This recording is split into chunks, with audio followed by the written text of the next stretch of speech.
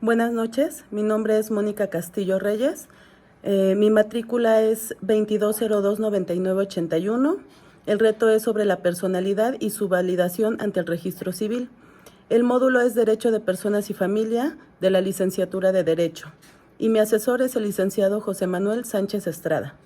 Iniciaremos hablando de la personalidad, qué es y qué atributos la componen.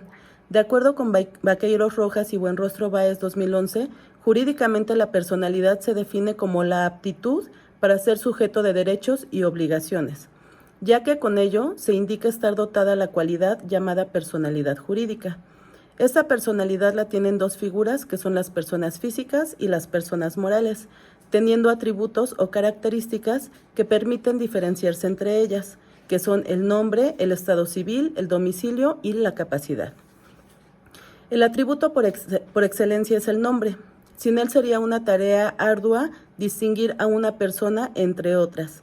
Es decir, el nombre sirve para individualizar a las personas, otorgando uno o varios nombres a voluntad de los padres, y los apellidos sirven para saber el vínculo sanguíneo con sus progenitores.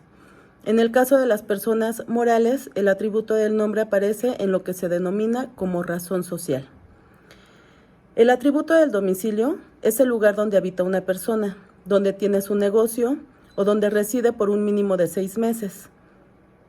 A falta de este lugar, será donde está el principal asiento de sus negocios, y en ausencia de estos elementos, el lugar donde simplemente resida, aunque no sea habitualmente.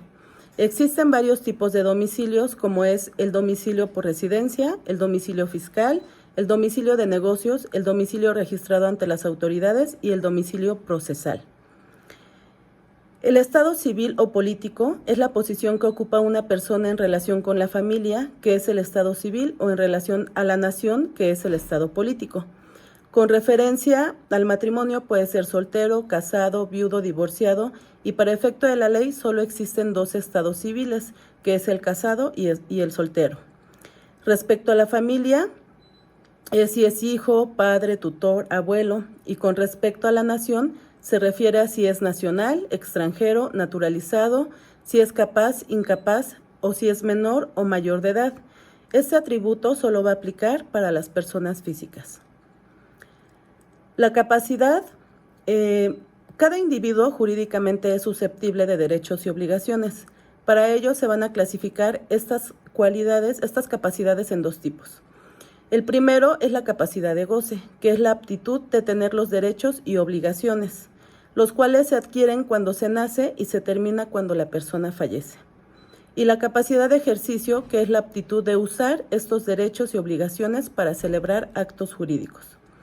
Estos atributos van contenidos en las actas, que son documentos auténticos destinados a proporcionar una prueba sobre el estado civil de las personas, mismas que se otorgan en los registros públicos y civiles. El acta del registro civil es el documento emanado por la autoridad pública, que en este caso es el juez del registro civil, que consigna un hecho jurídico con fines civiles que tienen un valor probatorio. Las actas que emite el registro civil son las actas de nacimiento y matrimonio y, defunción. Como documento formato llamado acta son las anteriores descritas. Sin embargo, el registro civil puede hacer las siguientes anotaciones o inscripciones en las actas ya registradas, como son la declaración de ausencia, la presunción de muerte, el divorcio judicial, la pérdida de capacidad, adopción, reconocimiento y tutela. El acta de nacimiento sirve para registrar a todo individuo nacido en el territorio mexicano como parte de un derecho humano. Debe contener el día, la hora, el lugar de nacimiento, el sexo presentado, el nombre y los apellidos, si se presentó vivo o muerto, el nombre completo de los padres, el nombre de los abuelos paternos y maternos, el domicilio, nacionalidad de los padres y abuelos. En esta acta es donde se inscriben las anotaciones de adopción simple, tutela, declaración de ausencia, presunción de muerte, pérdida de capacidad, reconocimiento de hijos y divorcio. En la segunda acta, que es la de matrimonio, es el documento mediante el cual dos individuos de diferente sexo se unen para contraer derechos y obligaciones mutuos. En este país hay pocos estados donde se acepta esta unión entre personas del mismo sexo. Esta acta debe contener los nombres, apellidos, domicilio, lugar de nacimiento, edad, sexo y ocupación de los contrayentes. Se debe constar que se están uniendo por voluntad propia sin que nadie los obligue, y el régimen de sociedad que hayan acordado para su matrimonio. Asimismo, con sus testigos correspondientes y los datos personales de sus testigos, en esta acta, una vez que se da el divorcio, debe aparecer una anotación de dicho acto jurídico, que puede ser por divorcio exprés o por divorcio contencioso. No existe un acta para el divorcio, pero sí existe el acto jurídico, que puede realizarse por vía administrativa o por vía judicial.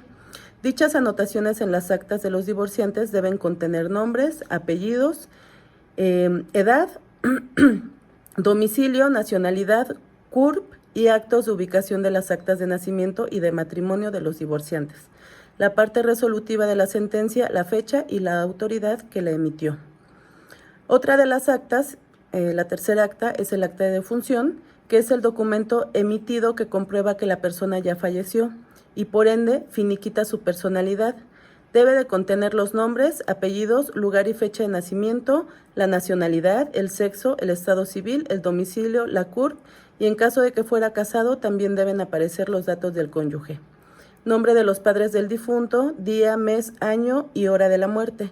Nombre, apellidos y número de cédula profesional del perito o profesional que dictaminó la muerte. En conclusión, se puede decir que el atributo del nombre aparece en las actas de nacimiento, matrimonio y defunción, en las personas físicas, y para las personas morales, pues en las actas constitutivas. El atributo del domicilio aparece en las actas antes mencionadas, que se registran tanto para personas físicas como para personas morales. El atributo del estado civil solo aparece en las personas físicas, en las actas de matrimonio, nacimiento y defunción. Y el atributo de la capacidad aparece en las anotaciones e inscripciones que se realizan en las actas de nacimiento y matrimonio para personas físicas y para las personas morales en las actas constitutivas. Eso es todo y muchas gracias.